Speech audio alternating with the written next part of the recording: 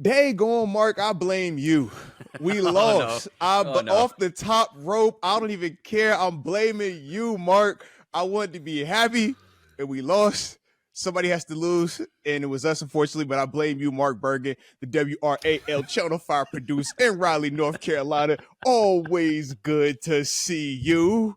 All right. But man, I blame this loss on you, man. Oh, this is totally you. You caught it. You caught it. You've been talking about, oh man, we got to worry about that run defense a little bit. You said, hey, man, is there a lot of pressure on Aaron Rodgers to be the man for 4 quarters and keep doing week after week? You caught it. You said, man, what about wide receiver 2, man? Are you worried about? I said, no.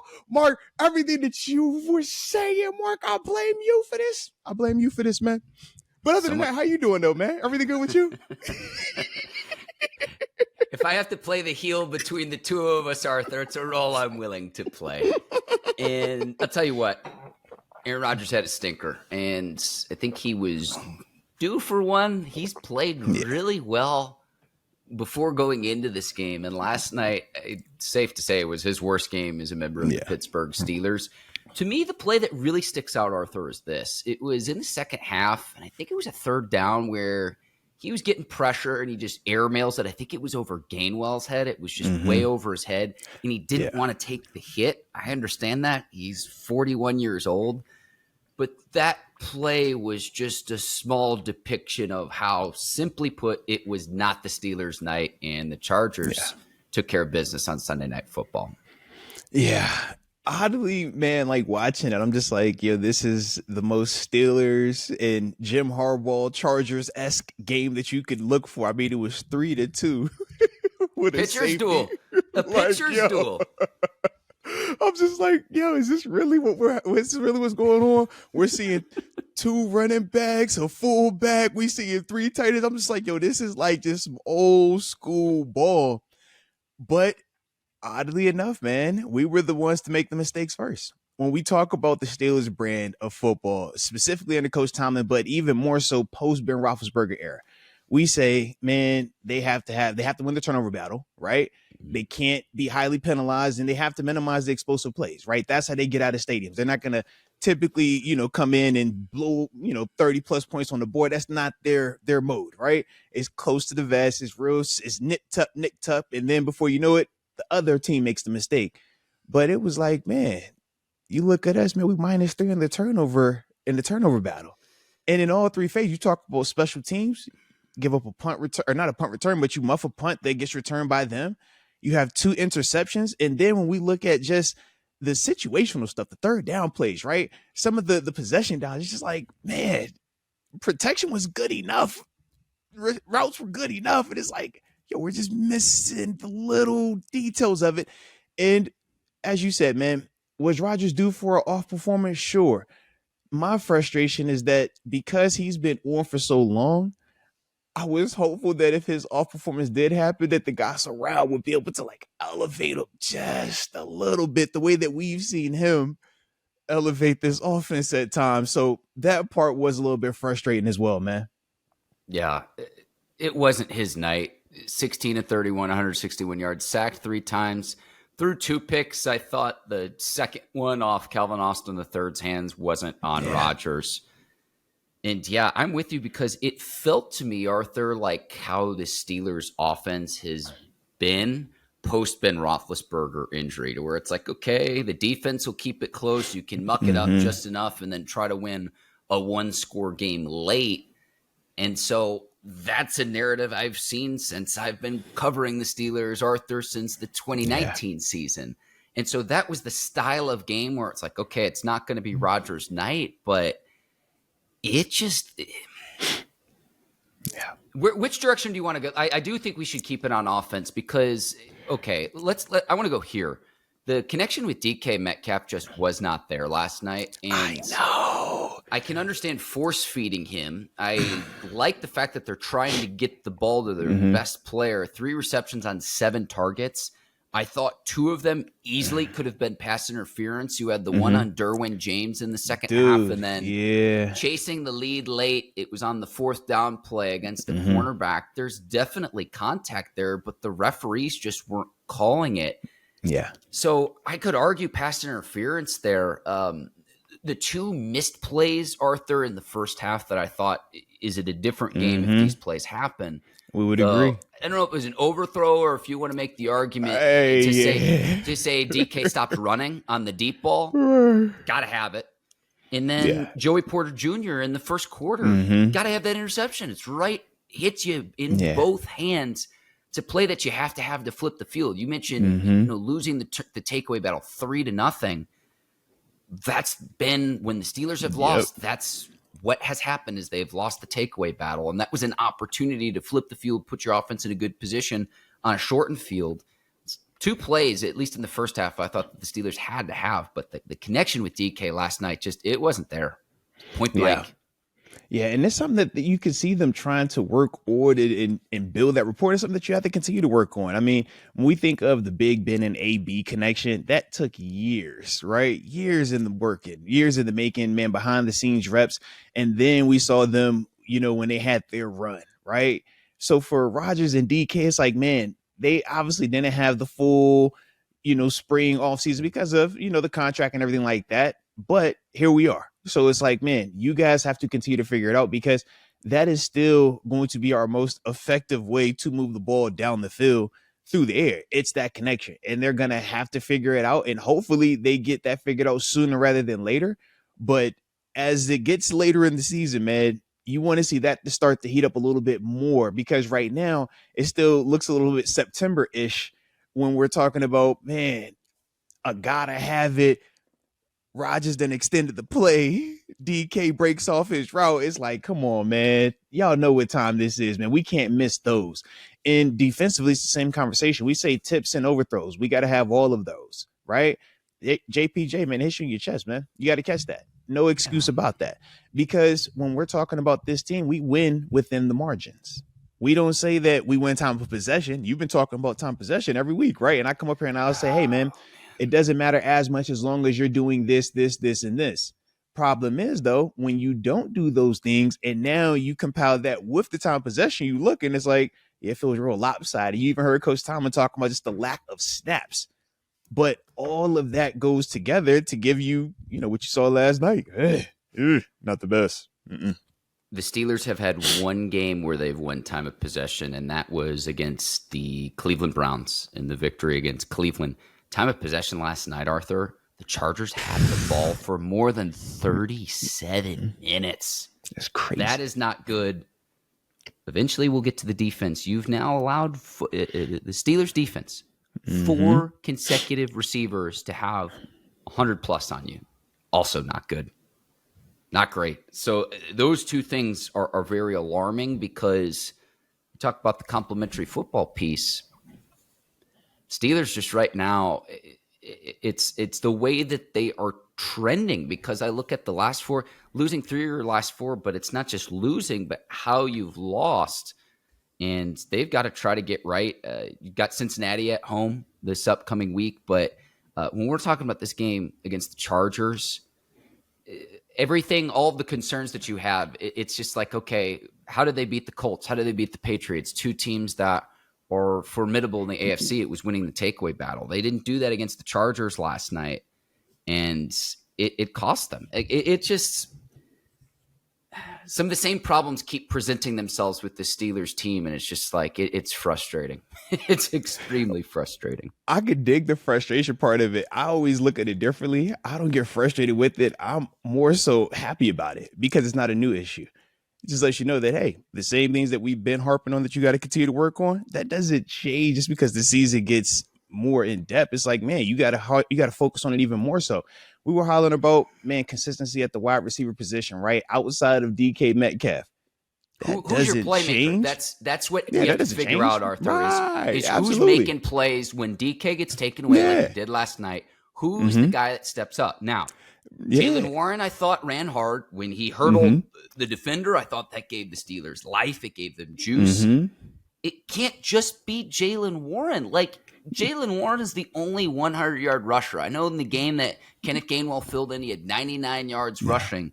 But we talk about this development of the young line. Okay, if that's what you're going to rely upon, you've got to be able to move bodies at the line of scrimmage. And it goes back to trying to win TOP, time of possession, and winning the takeaway battle. So it's like when DK's taken away, is it Jaylen Warren? The reason why we wanted a receiver 2 becomes evident again last night. Would they have won the game if Calvin Austin catches that pass? Probably not. But that takes away any momentum or any possibility. Yeah. Exactly. Mm-hmm. So that play happened coming off the week before when Roman Wilson tries to be a superhero and fumbles the ball. So it's like, that's the reason why we were saying, could the Steelers make a move for a receiver 2 at the deadline? That didn't happen. So when that doesn't happen, I did want to ask you though, because go ahead. We did get the reports though about them being heavily in play for Jacoby Myers, and it came down to him deciding to go to Jacksonville over the Steelers.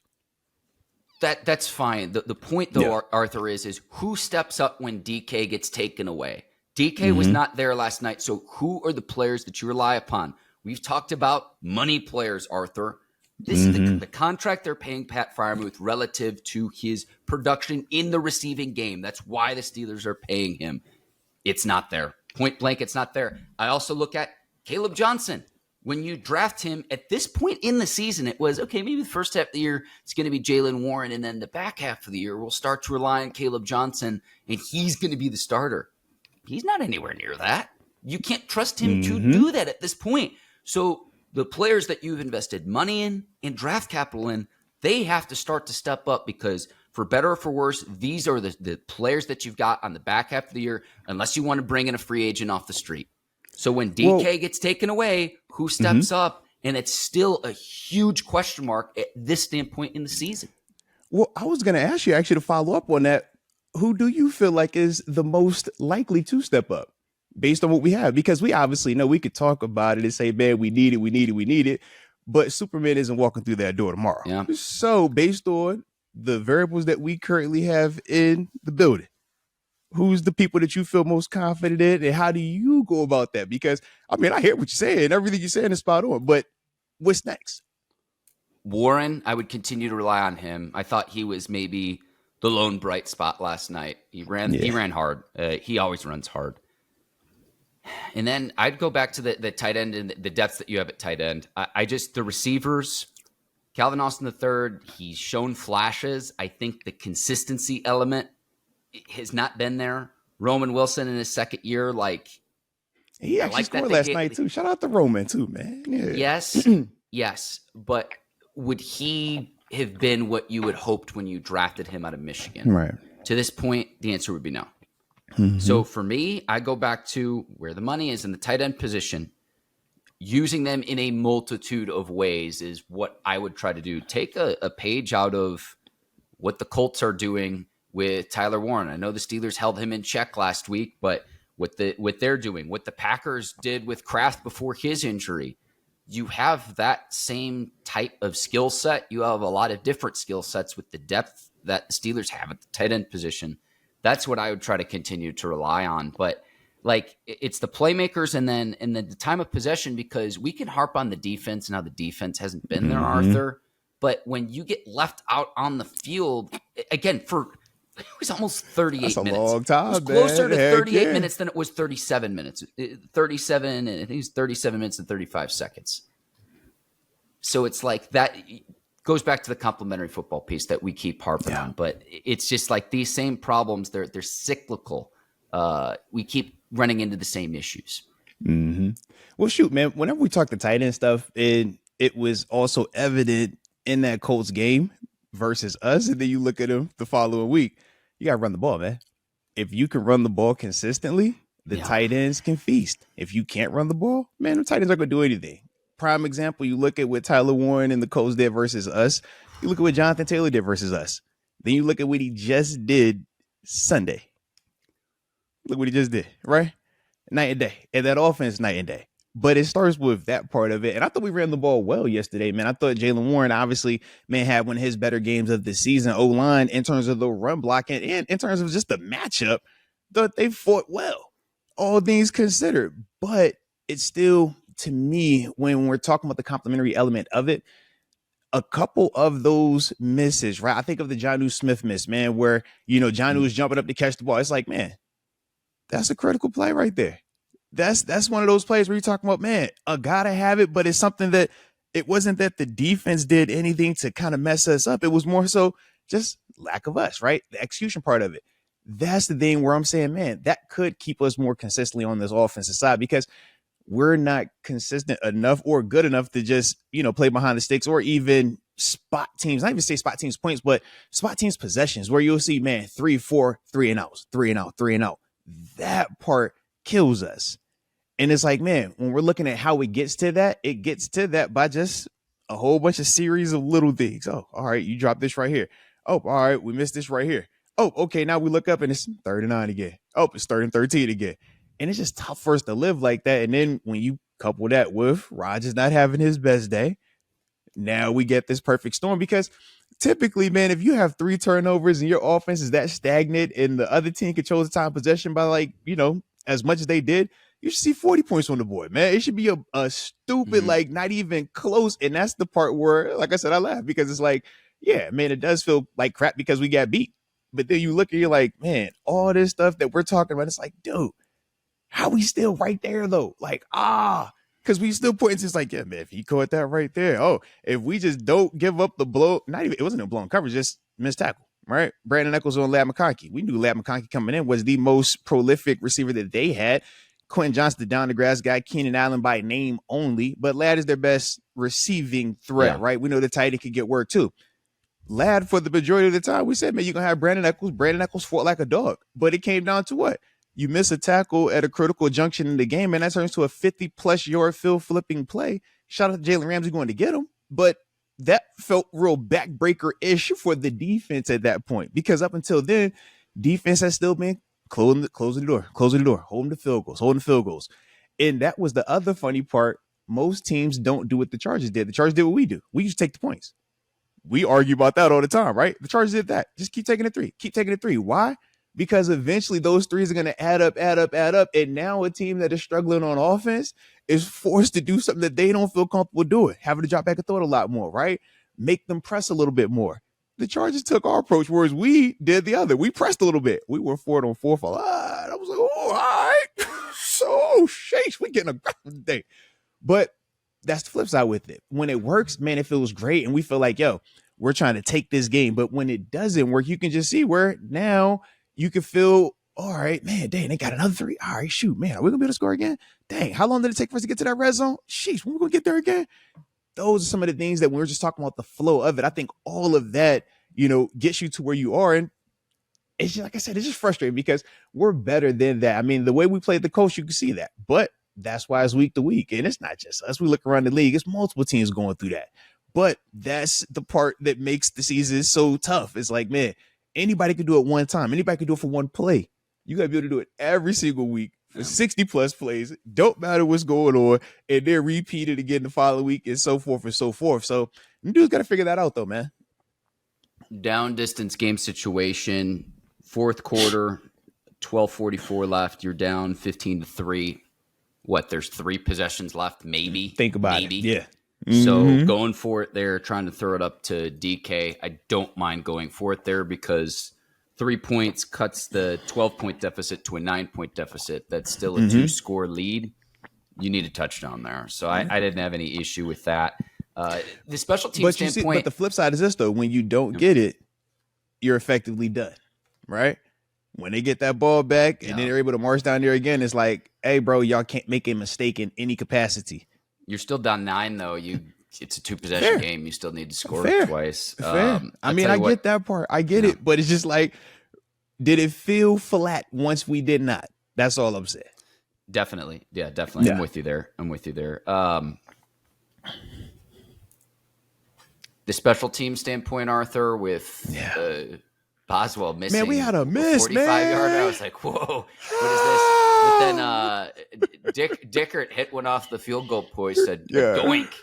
And so that kind of canceled each other out. I thought we were going to win the special teams battle too early on. When you look, they had the opening kickoff out of bounds. Then they have that shank of a punt. I'm like, everything is going right like we think.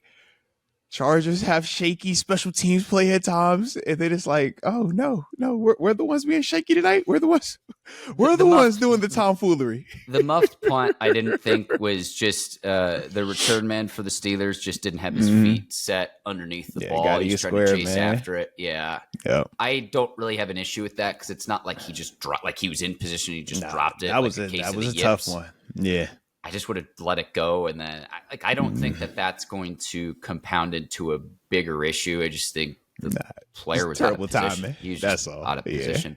When that happened, it's like, okay, I can go to bed. I'll talk to Arthur in the morning. Facts. I was like, yo, when it rains, it pours. So, because I'm like, Keyshawn ain't dropped well all year. He's been one of the most like consistent back then. I'm like, oh, of course. Heck, we even saw him make a more difficult catch earlier with the hands. I'm like, yo, we know Keyshawn know what he doing back there, man. But that's the pros, man. That's this level. And I mean, you heard the commentators talking about the punt and everything like that, the movement of it.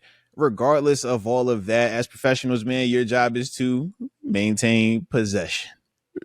No ifs, ands, or buts. We don't care what.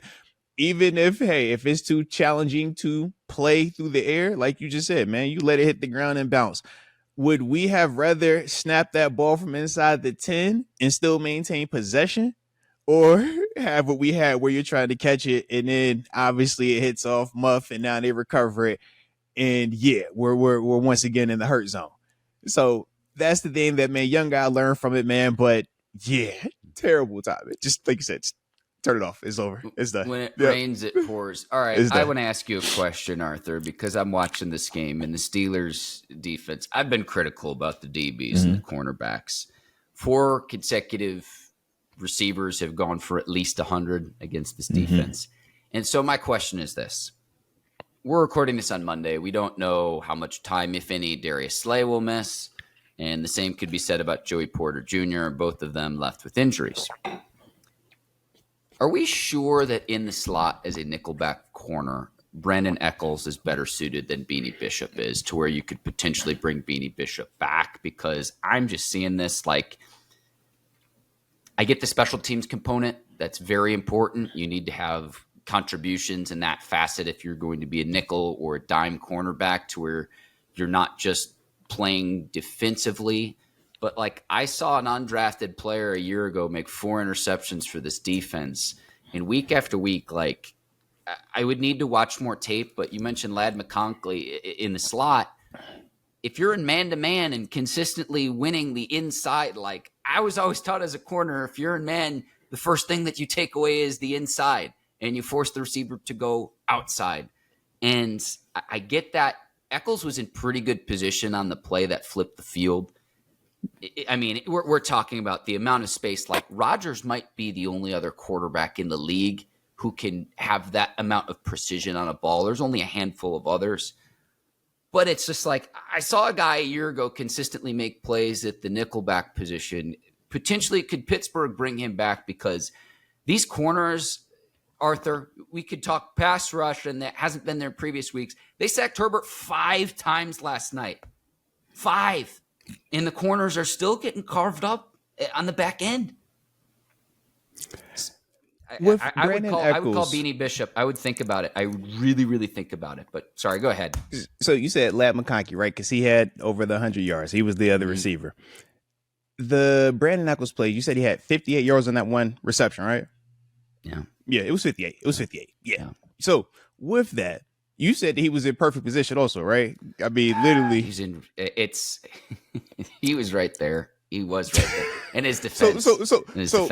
So was he beaten because of he couldn't guard Ladd? Was he beaten because he didn't know what to do? Or was he beaten just because one little detail on the finish, he missed the tackle, right? Should have shot with the left hand, rapper with the right hand, best case scenario, right?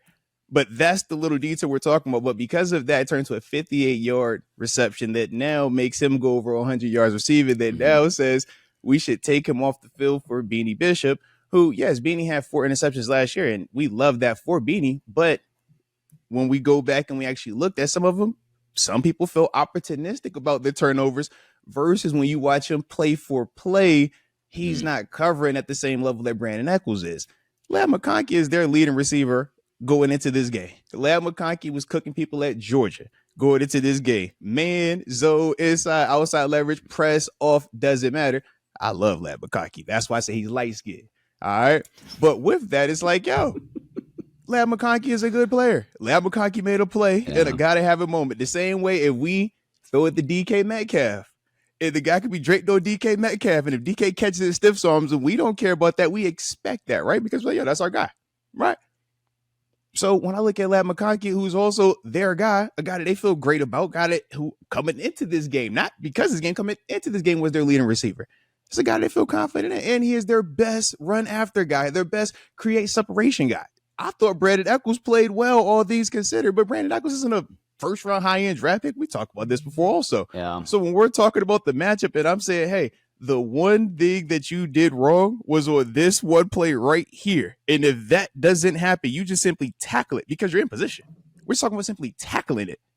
Now it's a 8-10 yard catch versus a 58-yard reception where we feel like, yo, God dang, another receiver went over 100, because if that doesn't happen, we're not saying that.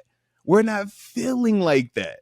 But that's the cause and effect of the play. But my purpose of bringing that up like that is just say, I don't think that Beanie Bishop being out there would have made that different in terms of it being in a positive way. I don't, because I don't think that Beanie is going to be in the position that Brandon Echols was even in to even be in that, to even have that chance to make that tackle. And that's with all due respect to Beanie, because I'm a Beanie fan.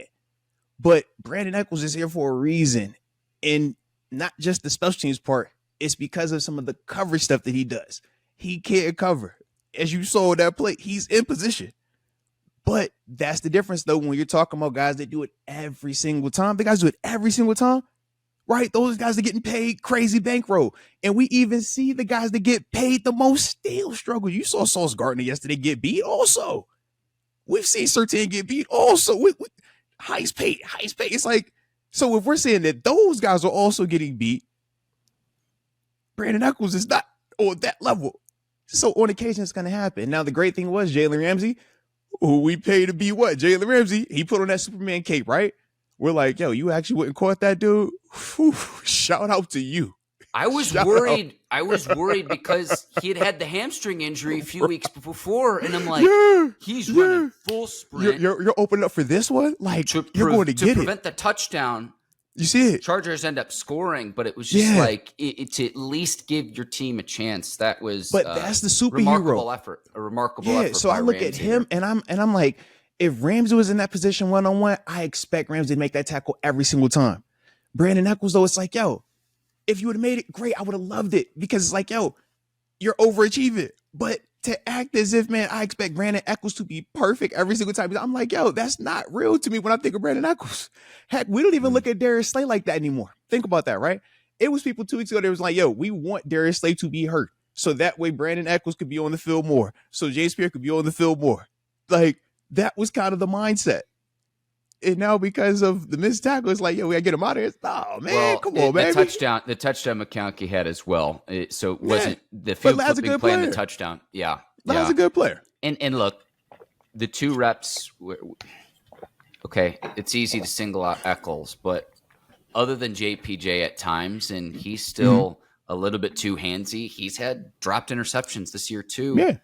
Other than JPJ, there's not a corner on this roster that I have supreme confidence in. And I say that with the caveat of injuries have forced Ramsey to move to the safety position. I was going to say, who should we? Because like James Pierre has in his career, and I'm a fan of James Pierre, but he's never been viewed in his career as a starter guy. He's a 4th corner. If you can make it to the 3rd, great, but you're a special teams guy. Slay and Ramsey and JPJ are A1. These are the guys we want out there. Slay has been the one that we would all agree. He look old at times. He be looking hurt at times. For what? Again, going back to the contracts, but that's the one, though. Yeah, $10 million. That's the one where,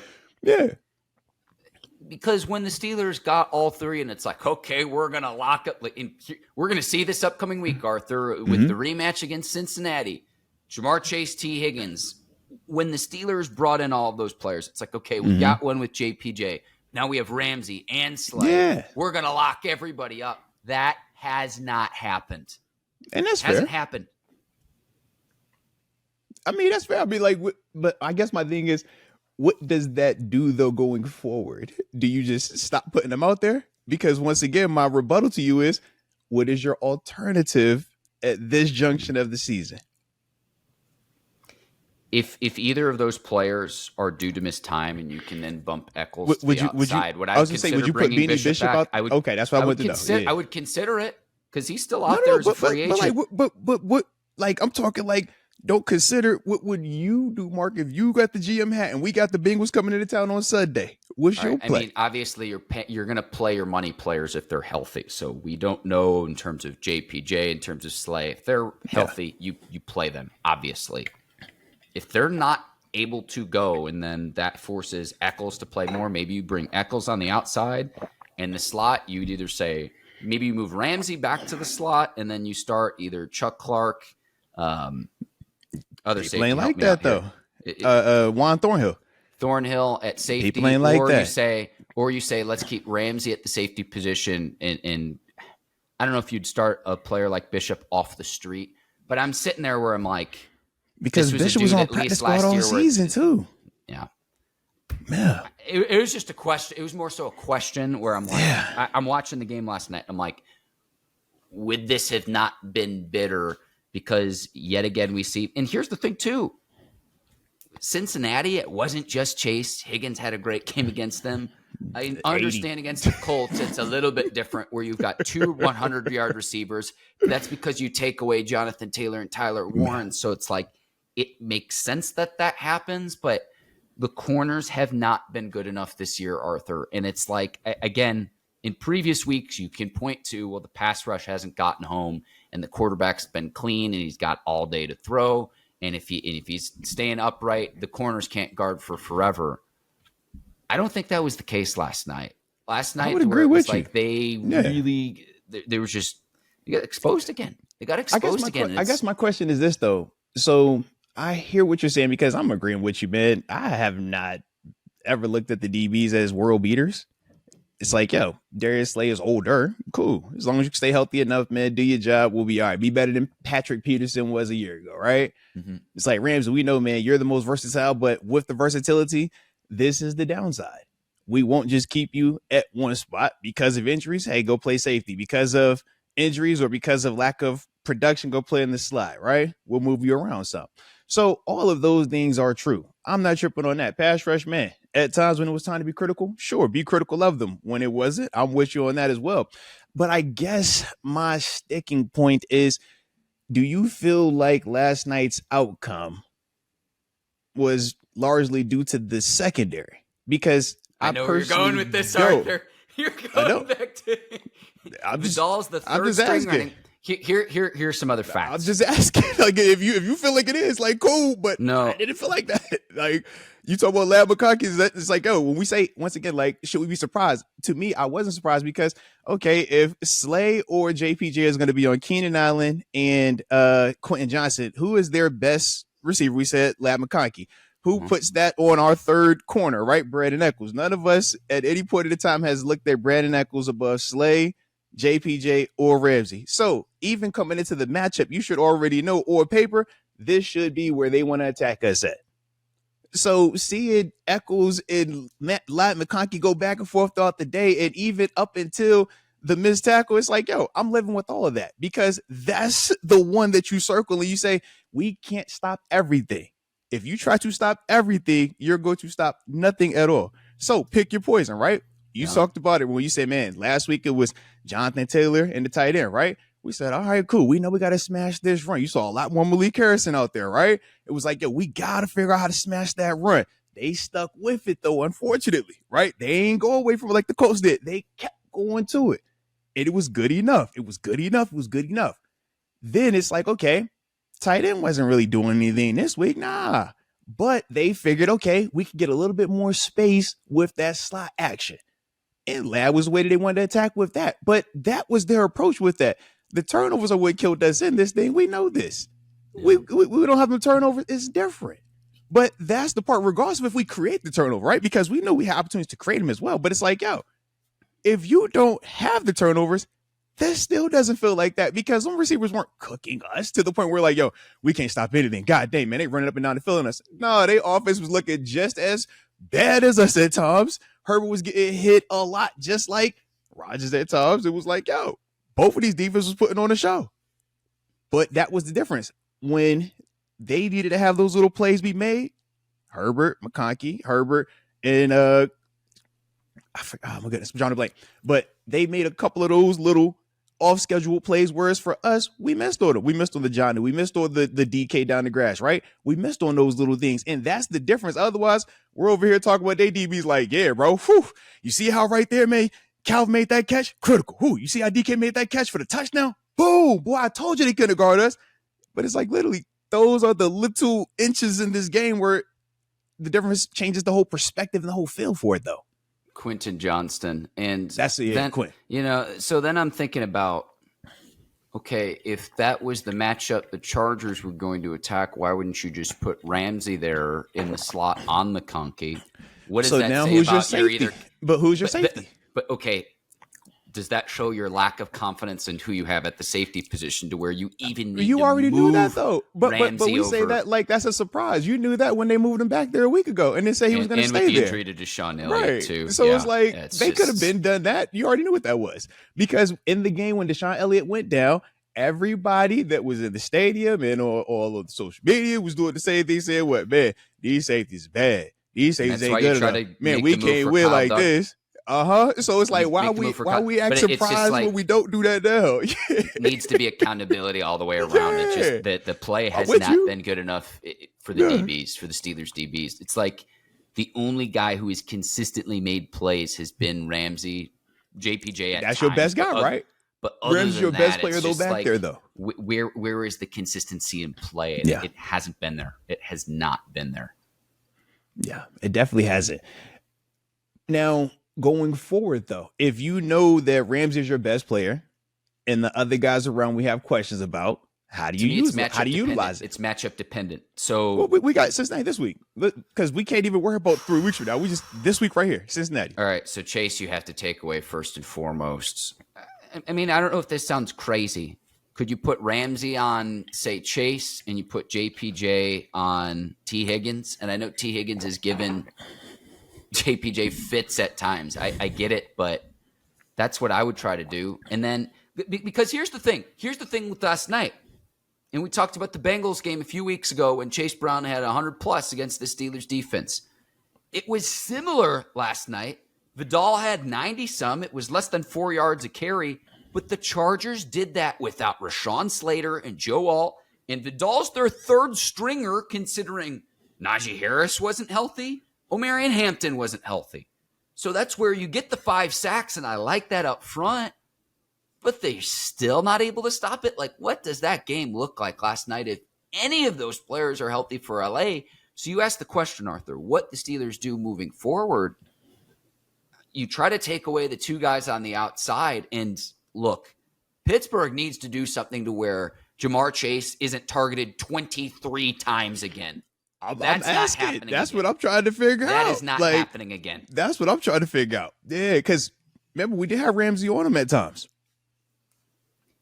That's what I would try to do. But when you made the moves to bring in Ramsey, when you made the moves to bring in Slay, we were all just being like, ha, we figured out Cincinnati now. You're going to get another test in week 11 coming off a really bad loss where it's like a Jekyll and Hyde, Arthur. It's like, I don't know what to expect because the week before against Indy, you beat what is going to end up being a very good Patriots team. It goes back to your point. How did they win those games? They absolutely crushed the takeaway battle. 3-0 last night. That didn't happen last night. No. So when we talk about how this roster is constructed. And it wasn't for lack of opportunities either. Agreed. Yeah, because I know that's some of the myth out there. Especially now that the deadline is done. And even if you were able to make a move on trade deadline day, what does that really do in the grand scheme of things? For better or for worse, this is your roster. And in terms of how the Steelers can win games, you're stuck. You've got what you've got, and you've got to be able to roll with what you've got. There's only so much that the team can do between now and the end of the year. But against Cincinnati, obviously Chase can't go off again, and then Brown in the backfield, that he can't have another 100-yard game. So what I would try to do is schematically, whether it's Ramsey on him, JPJ, he's not getting 23 targets again. Straight up, that cannot happen.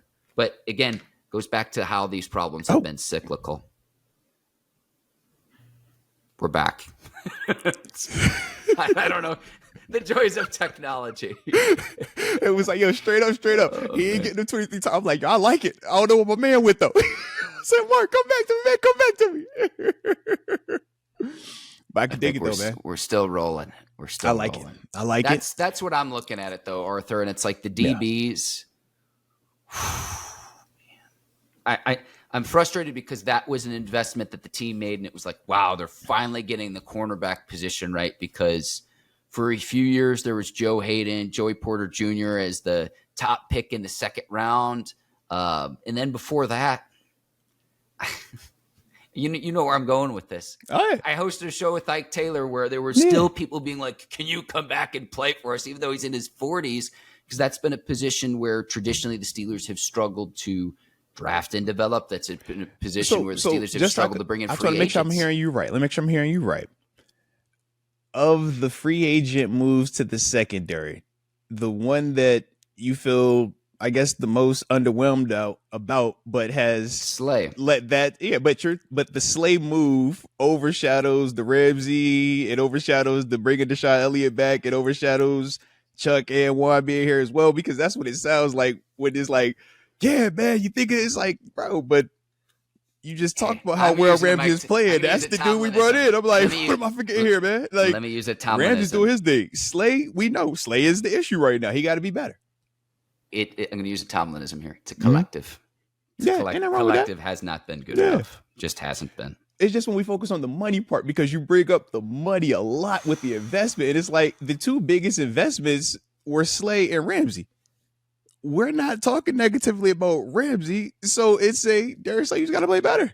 Now, can he is the question, because to me, I'm like, you're starting to look older in the sense of you just take longer to get up off the ground a lot of times, man. Now, we know last night it was unfortunate, he goes up with the concussion, but it's like every week, that's the one that's kind of, always the last one off the ground. So to me, I look at that with the concern of, are you going to be able to hold up? Because when you bring in a Darius Slay at this stage, you're not bringing him in because you think he is the Darius Slay of Detroit. No, but you bring him in because his mind, veteran-wise, he's seen so much. He's going to be able to account and make up for the loss in step. Whereas a younger player who is a great athlete but doesn't know what the heck he's doing, it's like, you don't want that player out there. And that's the misconception a lot of times with, media and fans. It's like, because a guy is ultra athletic, they just want to throw him out there. And it's like, man, there's plenty of great athletes walking this earth. There's not a lot of great football players, right? Just because you run fast and can jump out on me, you can play corner or wide receiver. But that's the way that we just assume, and we'll say, man, because he can do that, he should be great out here. And it's like, nah, man. That's why James Pierre could play for as long as he's done at this level. It's like, he's not the best athlete, but he knows enough. Now, you can see the difference between him and a Jalen Ramsey, though, right? Because, Ramsey is a freak in terms of athleticism, but also in terms of understanding and anticipating. But to act like James Pierre isn't better than 90% of, the people that are at this level, it's like, yeah, bro, that's just what it is. But you'll be able to still find people that are faster than him, stronger than him, can even jump higher than him. But that's the part. So when I look at Slayers, it's like, man, you have to figure out whether it's, this recovery stuff throughout the week, or if it's something where, man, maybe you got to communicate with the coaches, man. Hey, I need to play in more off situations, or I could use more vision versus me trying to be pressed up in certain situations. Those are the things I look at times. But even with that, it's like, that still won't kill you. Of all the things, it's like, if it's just that, you could get away with it. The problem is, though, it's never just one thing, right? We talk about popcorn. It's like, that could be wrong as long as you catch the turnovers they're supposed to have, right? Where there's fumbles, where there's interception opportunities, right? You make those, we're fine. Hey, we could get away with Darius Slay as long as, rush defense, man, you're finding ways to keep teams under 70 yards rushing, man. Just keeps them off balance. Doesn't let you have to really respect the threat of the run, right? We could get away with that. You could get away with that as long as you got this, but not the blown coverage on top of that. So you can just see where, all of those things on paper in the confines of air conditioning in the house, man, it feels great. But now when you get into that game and it's like, okay, well, that guy's hurt now. Hey, this guy doesn't match up that well. Hey, instead of this guy winning 100% of the time up front, he's going to win 80% of the time up front because the guy over there is good also. So now everything is moving pieces. Now it's no longer static. And that's, where we're at right here. But this is also where coaching staff, right? We talk about how they have to continue to evolve, how they have to continue to stay progressive in certain elements, and not just the effort part. The execution also matters, because we've talked about, man, with this team as a whole, it's like, yeah, man, we'll see where Coach Tomlin makes different changes, but hey, still could be better there, right? Defensively, man, doing certain things, but hey, still could be better there, right? Because like you said, 4 weeks in a row, still having a 100+ yard receiver, that's still not good, regardless of why it's happening, right? There's one reason for the why, and I get the why, but it still doesn't change the fact that it's happening. And those both could be true, right? So when I look at all that, it's like, man, all of these collectives, right? Offensively, defensively, special teams included, have to just, at the end of the day, play better. That's what they did versus the Colts. Unfortunately, they did not do it enough versus the Chargers. But now, like you said, man, don't get it easier. Bengals coming into town, they go try to put 40 up because that's the only way they could win right now. They have to put 40 up. So we know this. It is like, hey, man, Tony style offense. You know what this is, man.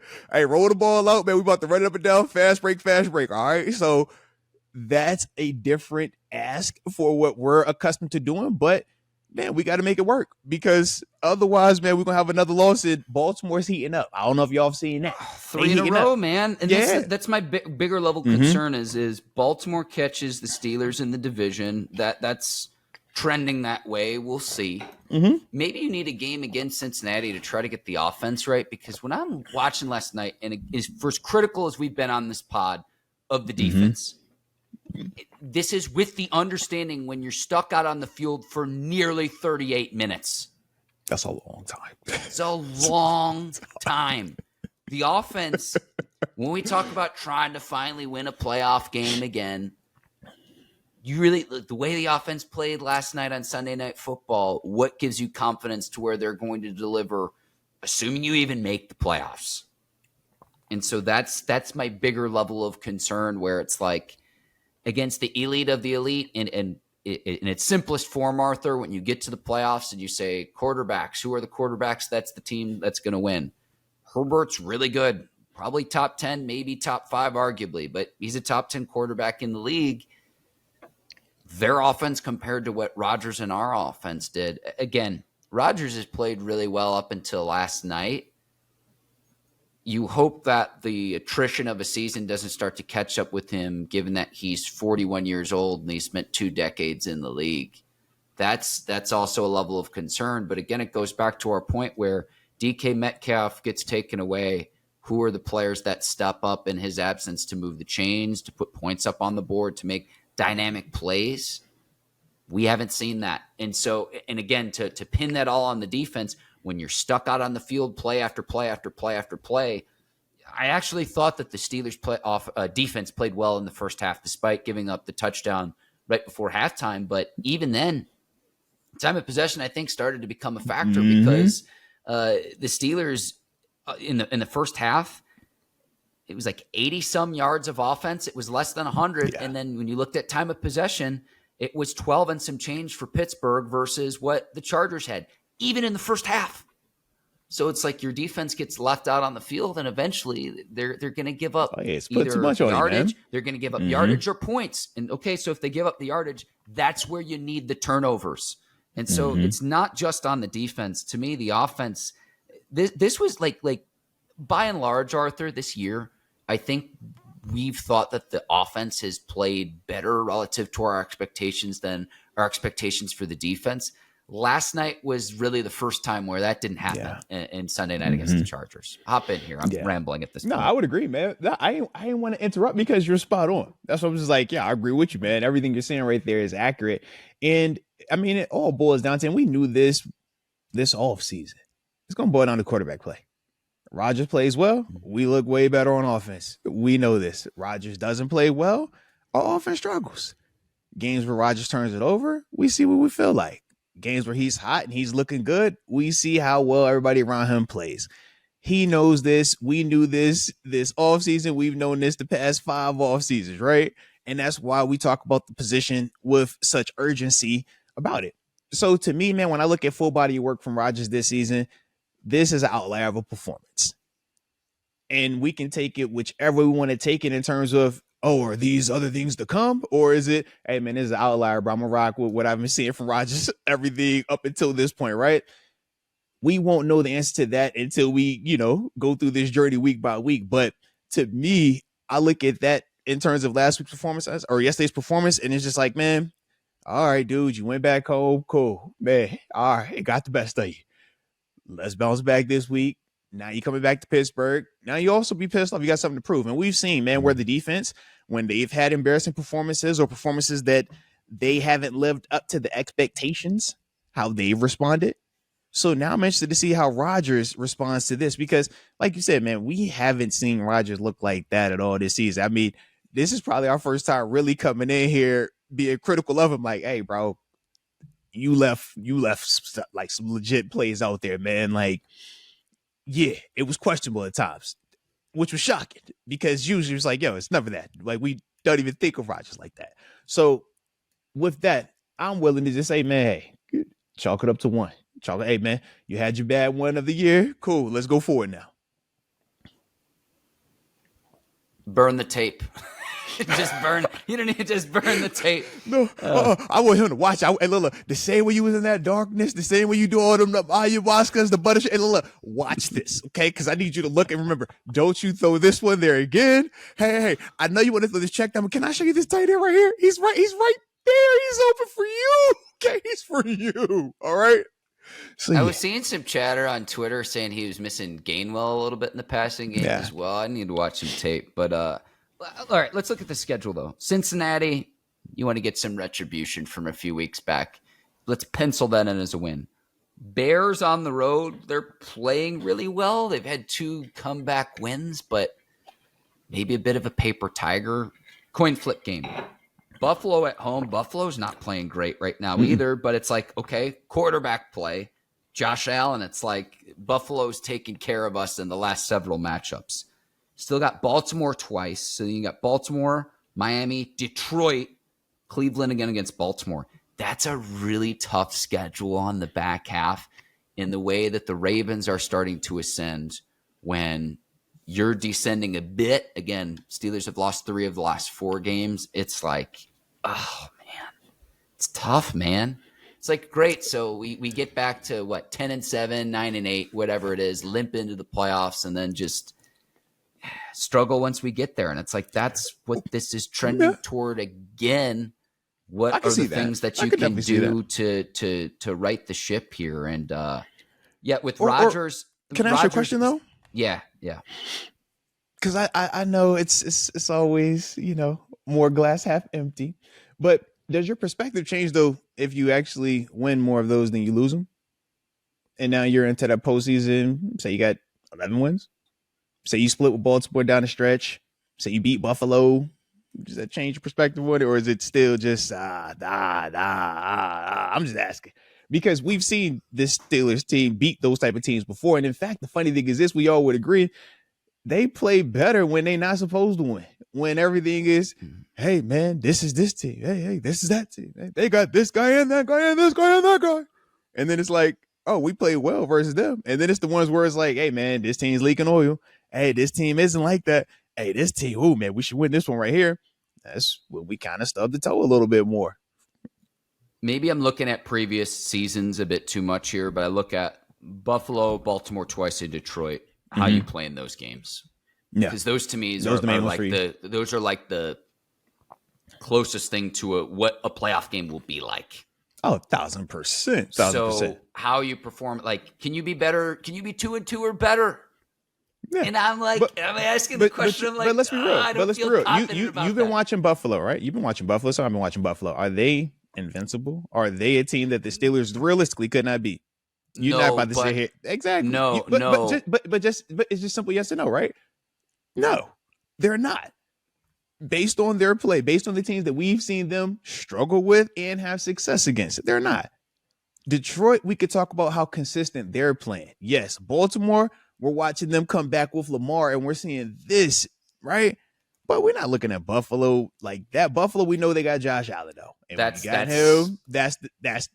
But once again, it goes back down to what quarterback play. We say what Rodgers say. If Rodgers is playing on, no, we feel good. How many games do we feel good about if Rodgers is feeling like Rodgers, right? And not like what we saw last night. Last night he looked old. He was like, yo, bro, this dad, nah, can't look like that, man. Can't look like that. That's gonna hurt us. Because we don't have enough talent around him for him to play like that. We gotta find the fountain of youth, and we just dunk Rodgers. It was the long flight, man. He went to Cali. He went back home, man. I'm like, I don't know who you were running around with. I don't know which family you went to go see, how many restaurants y'all went to. I know how it is when you go back home. You be like, yo, man, I'm playing back home, man. All right. Everybody would come to town, man. Everybody would come hang out. I get it. All right. Maybe that's what it was. All right. I'm willing to throw the hat on him. I'm just like, yo, he was back in Cali. All right. He was in LA on top of it. Okay. I get it. Come back to Pittsburgh, man. Jeez. I said this off the top though, too. The play where I'm like, this is not when he spun out, it was like, I hope that is not a reflection of what is to come. And I think it was I just don't think it was Pittsburgh's night. I mean, the muffed punt was just like, I'm literally turning this off. I don't need to watch any more of this. I'm just oddly enough, can I ask you a question though, man? Yeah. This is your pod. How did you feel? So, I like putting the pressure on you though at times. I'm like, let me ask you the question. He admits it. Because when it's just me by myself, I'm like, I gotta answer I don't like answering all the questions. You know what I mean? But it's like, hey, Mark, just out of curiosity. In all seriousness, though, man, how did you feel our offensive line though played and protected versus that group? We knew coming in. We said Khalil Mack. We said Tulupo, and Adafe Owe. Man, we was like, yo, those three men, good pass rush, productive players. They had the one dude in the interior. They had, I think, 4.5 sacks coming into the game. But not my perspective, just from your perspective, man. How'd you feel about the O-line? The pass protection, I think, has been there by and large this year for the most part. And I say that because last night was the first night Rodgers looked old. He looked 41. There's been previous weeks where it's like he's playing more like the Green Bay Rodgers versus the New York Rodgers. So I think they did a decent job. The next iteration of this, Arthur, is going to be to get the running game going on the back half of the year. We're in November where you could speak about this better than I could in terms of as a former linebacker. I know what you want, baby. Having to tackle a running back when it is cold as hell out. It is freezing cold. So that the next step, the next jump to try to get this offense right, they got to get, whether it's Warren or Gainwell or somehow if Johnson just figures it out, get one of those players hot for the back half of the year. So try to get this offense right. I don't want to get Jaylen Warren injured. That is not what I'm saying. But what I am saying, for how hard he runs, and I thought he was like the lone bright spot of the offense, the next iteration of that is going to be to get the running game going, and it's going to help set up everything else, and it's going to help solve some of the problems of go in time of possession again, man. Like, I'm so sick of talking about it. I feel like a broken record, but it matters with how the Steelers roster is constructed. They have to try to get that going on the back half of the year. So the offensive line, I think it's progressing. Okay, you can keep Rodgers upright and healthy. The next iteration of that is let's go dominate some dudes at the line of scrimmage, man. I get that. Was Andres Pete was in at left guard with the injury to Isaac Seumalo. I know that they've played Spencer Anderson as a sixth offensive lineman at times. Yeah. Let's ground and pound and force a team to stop that and to play 8 in the box. We got to try to get the running game going, man, because you get the running game going, it solves a lot of the issues that we have. That's what I'm looking at between now and, say, week 18 of the year. Again, Gainwell was 1 yard away, but you have one 100-yard rushing performance. How can you get at least a handful on these last stretch of games in the back half if you're the Pittsburgh Steelers? Yeah, 1,000%. We're on the same page with that, man. We're on the same page. Because, I'm with you. I'm like, as much as the perception and the anxiety that a lot of people have surrounding the offensive line was predicated on pass protection, it's like, man, I don't think that that's the issue right now. With you, it's like, we have to be more consistent moving people in terms of the run blocking, man, to open up these holes, man. Bodies. Yeah. And that's the challenge. schematically, Arthur Smith is calling stuff that does create just literally one-on-one blocking assignments for these guys, but they have to be, and not just O-line, on the perimeter as well. When you're talking about these runs, right? The tight ends, they have to continue to win on the edge. And I mean, it was one play, you watch Khalil Mack, they talk about the D tackle making the tackle, right, on the play, but literally it's Khalil Mack destroying our tight end, hitting one of the pullers, and then the D tackle makes. And it's like, we as a collective, right, when we're talking about the running game, it's not just O-line. Tight ends, wide receivers, they also have to win their blocks, man. Otherwise, those backs don't get a chance to get going. But we're seeing them try to use Caleb Johnson a little bit more. I'm just, when I watch him, I'm like, you're playing not to make a mistake right now. You're a young guy, bro. And I get it, because as a younger player, when you make a mistake, you feel like the world has fallen on you. And obviously we know with social media, it doesn't do him any favors. So that's the challenge of it. You just hope that he can find more confidence in every time that he's out there, right? Hey, man, you played this game, man. You had some touches. You ain't put the ball on the ground, man. So come on, man. Stop trying to not make a mistake and let's play to make a play. They're two different, you know what I mean? It's two different things. It's like, you're capable of making plays. That's why we drafted you. We watched you at Iowa. You're not here for it's not a mistake that you're here. You're talented, man. But you got to have that confidence, because we see, man, time and time again, when a player loses confidence, man, they just don't look the same. They're like a shell of themselves. So that's what I'm hoping for. But with rookies, you just never know. You never know when that shifts. And those are some of the concerns that I know I personally had with just the running back room that we built, because we don't really have a veteran big body thumper, right? And you're putting a lot of that on a younger player. And it's 50-50 at times with younger guys. So that'll be the part that I'll be interested to see how quickly he can get that confidence back. Because, yeah, Warren, I feel good about him. But the question is, can he sustain this from a health standpoint? Yes. To your point about receivers and tight ends and other players blocking downfield, we talk about looking across the league. Look at the long touchdown run that Jonathan Taylor had to put the Falcons away. Who's downfield blocking for him? You had Tyler Warren, the tight end. You had the receiver who, I'm not sure which of the receivers it was. I want to say it was Pierce. Blocking downfield to pave the way. It wasn't just Jonathan Taylor making a prolific run. He had help. So, that's what we're talking about to get the running game going, where it's all 11 guys on the field, moving bodies and moving the piles forward. That, to me, is if this offense is going to take the next step, you establish that, and it opens up everything else. It opens up the play action. It opens up the tight ends. It opens things up for receiver too. I still think the Steelers are asking Rodgers to do too much. And even despite the fact of how he played last night, which wasn't good, the Steelers are asking Rodgers to do more than they've asked other quarterbacks post Roethlisberger.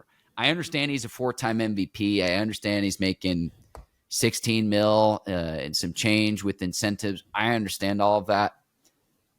I think at the age of 41, where it's like coming in, I thought he would be more a game manager and make a play or two here or there, not like the playmaker of the offense, where up until last night, I think he's been successful in a Steelers uniform doing that. And I think he's been better than I thought he would be, Arthur, in all seriousness, even despite last night's game, which, again, I thought was his worst game as a Steeler. Yeah. When in doubt, man, you got to trust the vet, man. I trust the playmaking. That's why I love veterans. That's why you pay him what you pay him, though, because you're banking on the average. You're banking on what you've seen from him. You're banking on the long track record of success. And you're saying, man, those dudes find ways. Otherwise, they don't last as long as they have. So that's the confidence that we have in Rodgers. And that's why you feel like, even with what we saw from Rodgers yesterday, we still all feel a certain level of confidence that we're not going to see that very frequently going forward. Well, you talk about him getting hit too. They kept him upright. I thought he looked most mobile when they played the Bengals last time. So he should be able to have plenty of time. And now part of that, we know they have Trey Hendrickson out there last time too, though. So sure, we do got to account for that one this go around potentially. But either way. You know, Arthur, you were asking too, another way to look at this with the offensive line going into the year, training camp preseason, we were like, oh man, it might be a long year for Broderick Jones. I don't think we're having those same conversations. I'm not saying he's been all Mhm. pro or perfect, but we're on the I same think he's page. been pretty solid. And then when you just look at the grades, and I know that sometimes the grades will just back up whatever type of argument you're making, but Yeah. Fautanu at the right tackle position, by and large, has Mhm. played relatively well. I know Khalil Mack, was it Mack on the safety early on in the game? Yeah. Spin cycle, that Mac, was Mac, one of that them was dudes, tough. man. That's a future Hall of Famer, though, Yeah. man. Yeah. And that's what we It's- say. It's like, man, with Khalil Mack, you're like, it's no different when you're watching TJ Watt in the next 3 years. It's like, yes, those guys aren't what they once were, but they're still dang good players at this level, man. That part is, I mean, that's this league, man. You got some dudes that are like, yo, that's a former defensive player of the year. Like, Yeah. he was Arthur- $100 million guy at one point in time. Like, yeah man. Arthur, you know I'm a Chicago guy. There was some account. you know? There was some account last night that was just like, it was one of the Chicago accounts where it's like, part of me still derives pleasure watching Khalil Mack sack Aaron Rodgers, given their battles between the Bears and Packers back in the day. So. Shout out. And look, man. speaking of back in the day, man, I got to shout out my brother, Bud Dupree. Oh, I was so sick he made a play. I'm like, Bud, why? Oh, you're not supposed to do this versus us, man. You my guy. Come on, Bud. But yeah, all the revenge, man. Dante Jackson get a pick. I'm like, bro, really? Oh, it's just one of them dice, man. When it rains, it pours. Okay? When it rains, it pours. Jeez. Shout out to Dante Jackson too, the man. late interception and the muffed punt where I was just like, I'm like, oh, like, let's just start over next. Like, it's just. Yep. Just hey, look, hit the power button. We're going to just go not ahead even and that. reset it. Just Arthur, not even the power button. Like, I'm unplugging the TV from the wall. Yes, sir. Yes, sir. I dig it, baby. I dig it. Heck yeah. That was one of those man. That was one of those was. So here we are, though, man. Here we are. So we ain't tripping. We still got action. Season still got plenty of games left. Control what you control, which is hey, Cincinnati coming to town next week. All right. Hey, we're getting Flacco again, it looks like. So something's going right. That. I'm excited. Give me the Old Man Bowl. I want my rematch with the Old Man. I want my rematch. Full round 2. My rematch. All right. Full week of preparation. Not that short Thursday night nonsense, man. Yeah. Full week of preparation. Now let's see what it is. All right.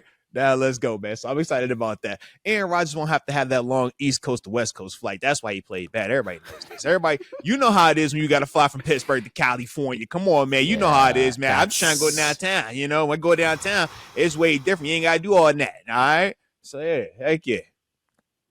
That's a long flight. That is a long flight. Long flight, man. So, yeah, all the little things. I'm throwing all that, all right? Some might call it seeking comfort. And to a degree, I am. But still, it's all good because we got Aaron Rodgers. So let's go. Hey, Ron, I believe in you. I believe in you, hey, Ron. Come on, save us. All right, let me ask you this before we hop off here, Arthur. You're talking a long flight. Was there anything just good? Like, I saw one player pod, I think it was an NBA pod, where they had a player doing shuffles on the plane back and forth for the whole plane ride. What's the goofiest thing that you had as a player that you either saw or partook in on a plane ride when you were in the NFL? You know, I think of certain things that I can share and can't share, but I'll just say, man, I got one funny memory though. Okay, I just got a funny memory because you know when you fly on these planes, sometimes you know you have smooth rides, and sometimes you have what they like to call turbulence. Okay, and some turbulence is not so nice. Some turbulence is actually very, very not nice, very unfriendly to you. It makes you feel like you're about to die. Or at least you would think that when you look at certain big, buff, mean-looking guys who, when they get introduced, they don't smile, and they're the most scared, fear, just look at all these muscles on muscles, and they get 5,100 needles poked in them when they get in recovery. Oh, but you watch them when that plane just do this a little bit, and you watch all that sweat, you be like, oh, you scared about to die? Oh, you scared? Oh, that tough guy, you actually scared up here. Oh, I mean, I've even seen it to the point where when the plane has had to land, he's went in there and actually like had to go talk to the captain. Yeah. I I've seen that before. That's what I've seen before, okay? That's what I like to remember. So I'm going to leave it at that, okay? And y'all might know who I'm referring to because he got a lot of muscles, okay? He got muscles on muscles on muscles. But for sure, I've seen that big muscle bound man go in there and talk to that pilot like that. Thank you. I appreciate you now. All right. So just know that's some of the stuff that happens. It's a lot that happens on the plane, okay? And I don't want to get nobody in or out, okay? But for sure, I'll never forget that one right there, okay? Never forget that one. It's in chickens the out here. injured chat, Don't let the muscles fool you. In the injured chat, drop who you think Arthur's talking about. And when this is a social clip, who is Arthur talking about? Muscles, who is freaking out on the plane ride. Oh, man. I love it. Yes, indeed, baby. Yes, indeed.